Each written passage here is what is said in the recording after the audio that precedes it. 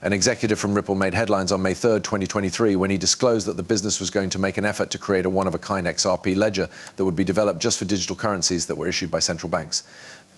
In this presentation, Hamilton shared his thoughts on the Bitcoin sector to improve a private version of the XRP ledger, which is often referred to as the year for digital currencies that are backed by states. He is currently working on it.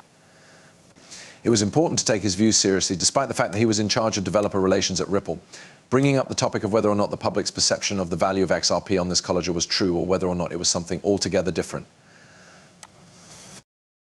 Not only did Black Swan capitalists submit photographs on this unknown platform that showed the shocking price of XRP, which was $327,000, but they also claimed to have viewed the private ledger. A flurry of hypotheses ensued as a result of this, as is customary. If this is your first time visiting our website, the first thing you should do is click the bell and subscribe to receive the most recent information on all of our XRP-related topics. If you find my work to be enjoyable, I would appreciate it if you would show your appreciation by giving it a thumbs up and leaving a comment with your opinions.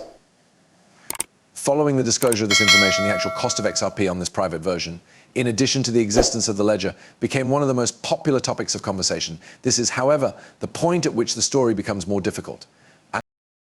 Not so long ago, we stumbled onto a podcast segment that made reference to the Republic of Palau. In what way does this matter?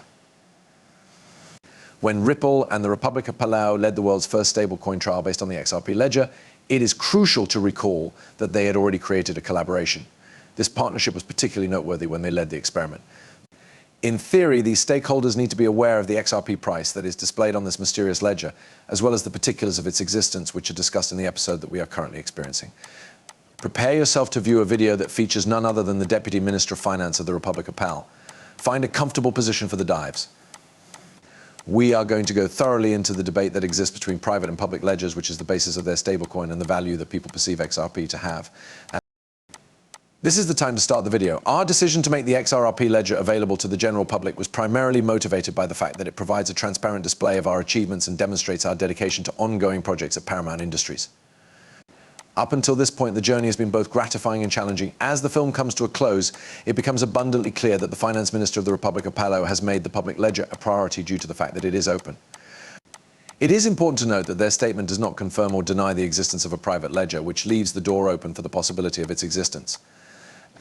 The assistance that Ripple has provided for its groundbreaking work, evaluations and tests has been of great assistance in overcoming these obstacles. Concerns are being voiced by a significant number of folks, undoubtedly. It is said that this hidden ledger is worth a certain amount of money. You should invest in the ledger. The following is a playback of an audio clip that we acquired from another podcast previously. With this information, you will have a better understanding of the speculative price of XRP on this hidden marketplace. There exists a widely accepted notion that, if proven true, might potentially result in the convergence of the prices that are recorded in both public and private ledgers. The calculation of an average is a component of this theory. Nevertheless, in the absence of any specific data, it serves only as a hypothesis. David Short, who is better known to many people as Ripple's chief technology officer, was present throughout these exchanges. Right now, let's talk about the anticipated cost. The XRP private ledger provides an indication of the potential value that the private ledger may assign to XRP, despite the fact that it is not yet complete. Once again, I will highlight it, just as I have done in the past. Due to the extremely complicated nature of the ledger, there is a hidden ledger. It's not just a piece of product. The presence of a public ledger was suggested in a live YouTube video that lasted for 5 minutes and was broadcast from Japan. I personally witnessed the video. XRP notes are differentiated from one another in what ways? Due to the fact that this task involves both public and private ledgers, it is impossible to overstate how complicated it is. In the midst of all this knowledge, let us not lose sight of the primary point I am making. Sincerely, I feel that there is a point when the lines that divide the public ledger from the private ledger are beginning to blur. However, before that happens, we need regulations that are firm and unambiguous so that there are no questions when they do ultimately work.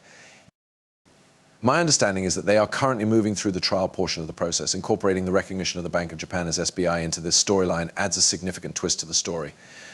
Recently, the Bank of Japan made public its intention to enter the market for lending XRP. Due to the fact that it demonstrates that major financial institutions are very interested in XRP, this is significantly significant.